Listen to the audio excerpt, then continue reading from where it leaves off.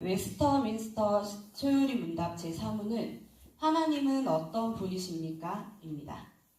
하나님은 어떤 분이십니까? 누군가가 와서 갑자기 당신이 믿는다는 그 하나님 도대체 누구야? 어떤 분이야? 하고 물어본다면 뭐라고 대답하실 건가요? 뭔가 머릿속에 떠오르는 생각은 많고 이미지도 많은데 말로 딱 설명하기 어려운 기분. 그 정의를 어떻게 내려야지? 이걸 설명하자니 1박 2일도 모자랄 것 같은 기분이시진 않나요? 사실 그런 기분이 드는 게 당연할지도 모릅니다. 왜냐하면 하나님은 한두 마디 말로 정의를 내릴 수 있는 존재가 아니시기 때문이죠. 그리고 우리가 아는 것이 하나님의 전부가 아니기 때문이기도 합니다. 그렇지만 그렇다고 아는 것 같은 느낌적인 느낌으로 그냥 넘어가서는 안 될 것 같다는 생각도 듭니다. 제가 20대 후반 모교회에서 리더를 맡고 있을 때 목사님께 리더 교육을 받는 중 목사님께서 물어보셨습니다. 하나님의 긍휼이 뭘까? 신실하심은 뭐지? 저는 대답을 할 수 없었습니다. 하나님께서 나를 긍휼히 여기시는 것과 그분이 신실하신 것을 분명히 알고 믿는데 그게 뭔지 설명하기가 너무 어렵더라고요. 그때 목사님께서 긍휼이란 그럼에도 불구하고 베푸시는 하나님의 호의이고 신실하심이란 하나님께서 하신 약속을 끝까지 성실히 이루시는 것이라고 정의를 내려주셨는데 그렇게 한번 정리가 되고 나니까 많은 것들이 명확해지고 긍휼을 베푸시는 하나님과 그분의 신실하심이 더 깊고 더 크게 다가왔습니다. 그리고 한동안은 기도하면서 나를 긍휼히 여기시는 하나님, 신실하신 하나님 하고 하나님을 부를 때마다 가슴이 먹먹해지고 눈물이 하염없이 흐르며 큰 은혜를 받았던 기억이 납니다. 그래서 교육부서 아이들을 볼 때면 제가 그랬듯 막연하게 알고 있는 것 같지만 사실은 아무것도 명확하게 모른 채 신앙생활을 이어오는 것이 안타깝다는 생각이 들었습니다. 하나님은 누구신지, 예배는 무엇이고 왜 드려야 하는지, 기도는 무엇이고 어떻게 해야 하는지, 도대체 우리는 왜 교회에 나와서 예배를 드려야 하는지, 내가 이 땅에 존재하는 이유가 무엇인지 잘 가르쳐주면 좋을 것 같다는 생각이 들었습니다. 신앙의 기초가 탄탄하게 세워지고 그 위에서 믿음이 성장한다면 이 험한 세상을 살아가며 믿음을 지키는 과정에서 조금 덜 흔들리지 않을까? 거짓된 종교들이 공격해 올 때에 자신의 믿음을 지킬 힘이 생겨나지 않을까 하는 생각이 들었습니다. 때마침 김 목사님, 조 전도사님 모두 같은 생각을 하셨고 올해 교육부서는 동일한 속도로 교리 교육을 함께 진행하고 있습니다. 어렵지 않을까 생각했던 것이 무색하게 하나님의 은혜로 우리 유치부 어린 친구들도 잘 이해하고 배우고 따라오고 있습니다. 그리고 사실 오늘의 그 제목은 전능하신 하나님, 신실하신 하나님인데요. 이 제목은 지지난주 유치부 설교 제목이었습니다. 소요리 문답 4문인 하나님은 어떤 분이십니까? 를 배울 차례였거든요. 저는 이 소요리 문답 4문과 오늘 읽은 말씀 야고보서 1장 17절 말씀으로 유치부 설교를 준비하면서 하나님께 우리 유치부 아이들이 어떤 하나님을 만나면 좋을지를 고민하며 기도했습니다. 그렇게 고민하던 중 나의 하나님은 어떤 분이신가 생각해 보았습니다. 사랑하는 성도님들의 하나님은 어떤 분이신가요? 네, 저는 어렸을 때부터 무서운 아버지 밑에서 자랐습니다. 굉장히 보수적이시고 엄격하신 분이셨어요. 고등학교 선생님이셨는데 학생 주임, 선도부장 이런 걸 되게 오래 하셔가지고 저는 사실 학창시절 내내 아빠가 아니라 선도부 선생님과 함께 사는 기분이었습니다. 아버지께서는 이 장판 있죠. 바닥에 까는 장판 그거를 3cm로 오려가지고 들고 다니셨거든요. 근데 그 이유가 제가 다니던 학교 교칙이 귀 밑 1cm에서 3cm 단발이었기 때문이었어요. 그래서 매일 눈으로 지켜보시다가 머리가 좀 길었다 싶으면 장판을 주머니에서 꺼내셔가지고 제 귀 밑에 이렇게 대보시고 좀 길다 하면 이제 미용실 가서 깎고 와 이렇게 하셨던 기억이 있습니다. 하루는 학교에서 담임선생님의 부탁으로 제가 환경미화를 하고 있었거든요. 방과 후에 남아있는데 30분쯤 뒤에 방송이 울려 퍼지는 거예요. 교내에 손모아 학생이 남아있다면 즉시 집으로 하교하시라고. 늘 집에 오던 시간에 제가 집에 안 오니까 아빠가 학교에 전화를 하신 거였어요. 그렇게 통제를 당하는 것뿐 아니라 조금이라도 아빠 마음에 들지 않는 말이나 행동을 하면 맞기도 진짜 많이 맞았습니다. 저 되게 귀하게 자란 것 같죠? 사랑받으면서, 그죠? 저 엄청 많이 맞아가지고 매일 엉덩이나 종아리에 피멍이 들어있었어요. 그래서 저희가 청소할 때 의자를 뒤로 이렇게 막 밀고, 왜 밀대로 막 닦고 이랬잖아요. 저희 나무바닥인 시절에. 그러면 애들이 뒤에서 의자를 막 밀면서 장난을 치거든요. 엉덩이로 서로 밀어가면서. 저는 늘 울었어요. 피멍이 들어있는데 애들이 막 의자를 밀어가지고. 그래서 애들이 너네 아버지 도대체 뭐 하시는 분이야? 하고 물어볼 정도로 엄청 많이 맞으면서 자랐습니다. 그렇게 때려도 귀가 안 죽는다고 아빠 신기하게 하셨어요. 그리고 아버지는 칭찬을 굉장히 박하셨는데 어느 정도였냐면, 제가 초등학교가 아니고 국민학교, 저도 국민학교 세대거든요. 2학년 때 학교에서 제가 친 시험에서 올백을 맞았어요. 얼마나 제가 뿌듯했겠어요. 그죠? 너무 기쁘고 아빠한테 자랑하려고 신나서 집에 갔는데, 말씀을 드렸더니 아버지께서 뭐라고 하셨는지 아실까요? 아마 상상이 안 되실 거예요. 몇 명이 올백 맞았니? 그러셨어요. 근데 저희 2학년의 전체 중에 4명이 올백을 맞았거든요. 그 아빠한테 4명이요. 그랬더니 시험이 쉬웠네 라고 하시는 게 아닙니까? 초등학교 2학년인데. 그 정도로 저희 아버지는 칭찬과 인정에 굉장히 야박한 분이셨어요.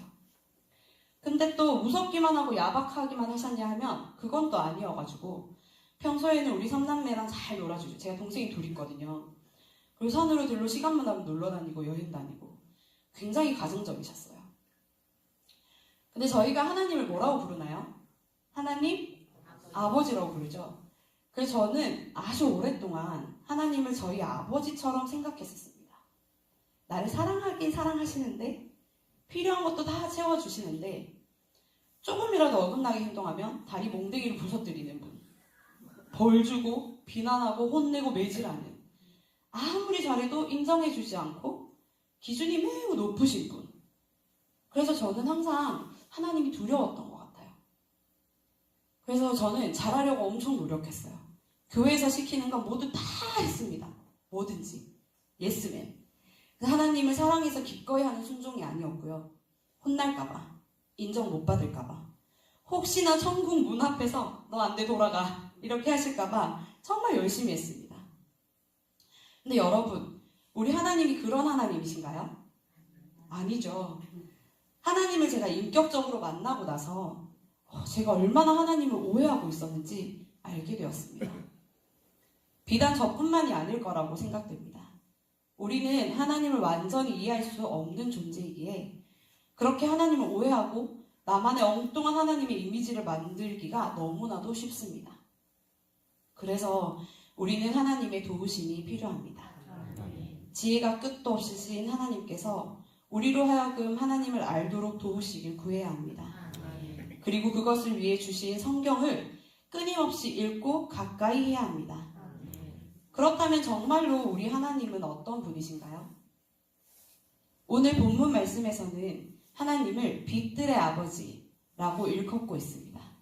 빛들의 아버지 되시는 하나님은 말씀만으로 빛을 만드신 우리의 창조주 하나님이시며 빛으로 인도하시는 지혜의 근원이 되시며 모든 생명과 진리의 근원이 되십니다.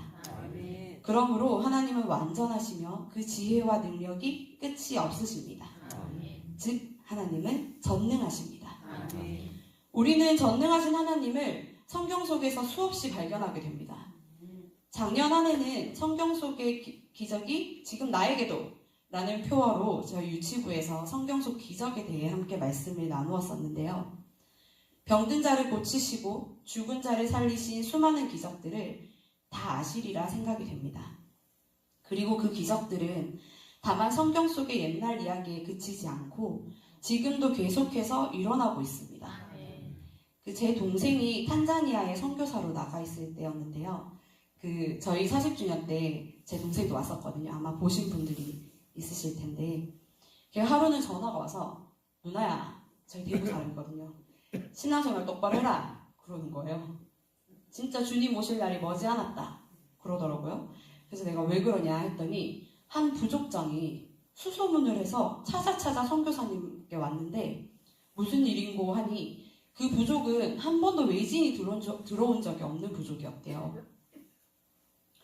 그래서 당연히 선교사님들도 들어온 적이 없고 복음에 대해서 들어본 적도 없는 부족이었어요. 그런데 하루는 밤에 온 부족원들이 어린아이부터 노인에 이르기까지 빠짐없이 같은 꿈을 꾸었다는 거예요. 근데 그게 예수님 꿈이었대요. 그래서 예수님을 전한다는 선교사님에 대한 이야기를 듣고 찾아온 거였어요. 이후 미국인 선교사님이 그 부족에 들어가서 복음을 전하고 온 부족이 동시에 회심한 사건이 있었다고 합니다. 실제로. 근데 그런 사건이 한두 번이 아니래요. 제가 또 이 이야기를 듣고 그때 코로나 때처럼 덜컥 겁이 나서 또 회개기도를 열심히 했지 않습니까? 천국에 가야 하니까 주님 용서하시고 저를 꼭 이 밤에 천국에 이렇게 기도를 했던 기억이 납니다. 사실은 이런 누가 봐도 대단한 놀라운 기적보다 더 놀라운 기적이 있습니다. 우리에게요. 바로 저와 여러분이 우리의 머리로는 상상도 할 수 없는 전능하시고 전지하신 창조주 하나님을 믿는다는 사실입니다. 도저히 우리의 힘으로는 이해할 수도 없고 믿고 싶다고 이게 믿어지는 것도 아닌데 하나님께서 우리를 사랑하셔서 믿어지게 하시고 지금 이 자리에 나와 함께 말씀을 나누고 하나님을 찬양하고 기도할 수 있는 것이 가장 큰 은혜요. 하나님께서 베푸시는 기적입니다. 하나님은 전능하시고 여전히 살아 역사하심을 믿으시는 저와 여러분 되시길 소원합니다. 그런데 이 전능하신 하나님께서 왜 신실하게 우리에게 하신 약속을 끝까지 이루어 가시는 걸까요? 우리의 기도에 응답하신다고 하신 약속, 복주마라고 하신 약속, 구원을 베풀어 천국에 소망을 주신 그 약속을 왜 쓰러지고 자꾸만 하나님을 부인하려는 죄인된 우리를 끝까지 놓지 않으시고 그 약속을 이루어 가시는 걸까요? 그것은 하나님께서 선하시기 때문이며 우리를 사랑하시기 때문입니다. 오늘 본문 말씀에서 온갖 좋은 은사와 온전한 선물이 다 위로부터 빛들의 아버지께로부터 내려오나니 라고 말씀하십니다. 모든 선한 것과 의로운 것, 좋은 것이 모두 하나님께로부터 나옵니다. 즉 모든 선한 것과 의로운 것, 좋은 것의 근원이 하나님이십니다. 그 선하신 하나님께서 우리를 사랑하셔서 스스로 우리 사람에게 다가오셔서 약속을 맺으셨는데 우리는 그것을 언약이라고 부릅니다. 그 언약에 대해서 우리는 어떤 책임도 질 수 없는데 신실하신 하나님께서는 그 약속을 끝까지 이루어 주시겠다고 하십니다.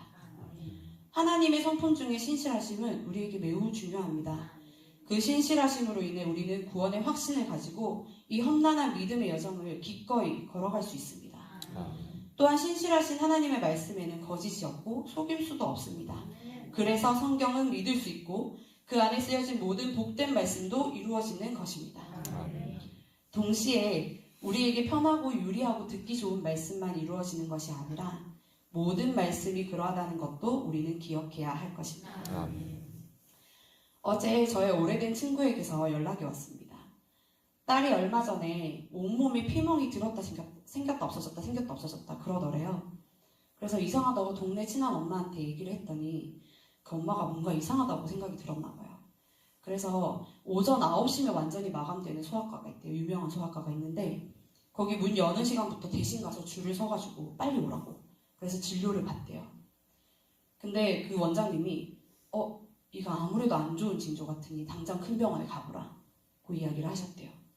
또 그래서 가장 가까운 대학병원으로 갔더니 피검사를 바로 해야 합니다. 그래서 피검사를 했어요. 피검사 결과가 나오자마자 상급병원으로 즉시 이동하십시오 라고 얘기했대요.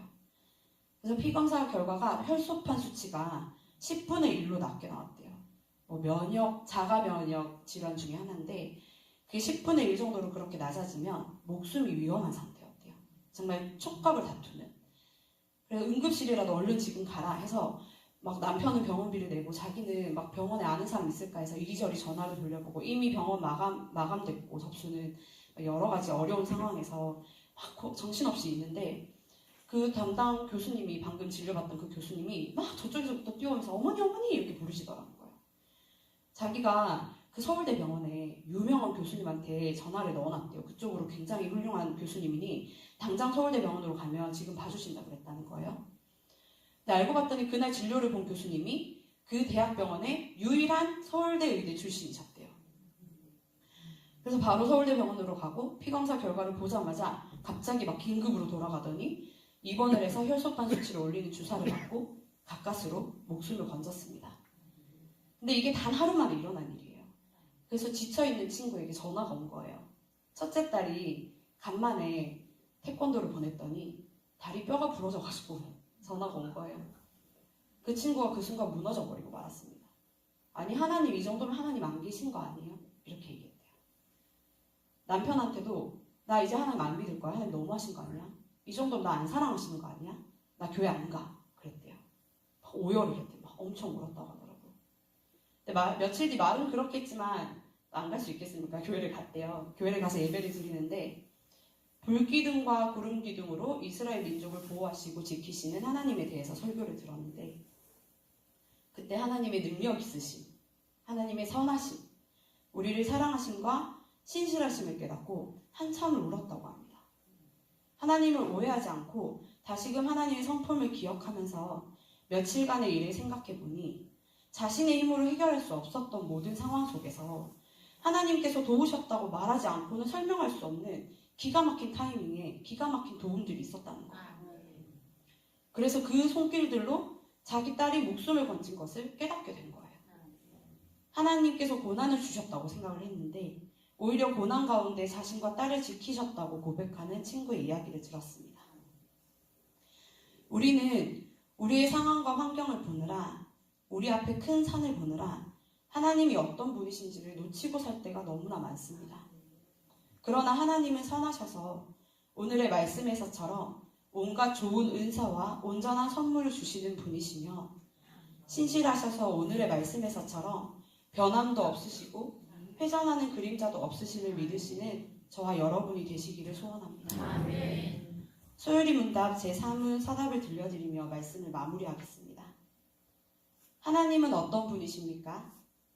하나님은 영이시며 그의 존재와 지혜와 능력과 거룩과 공의와 선함과 진실은 끝이 없고 영원하며 변함이 없습니다. 기도드리겠습니다.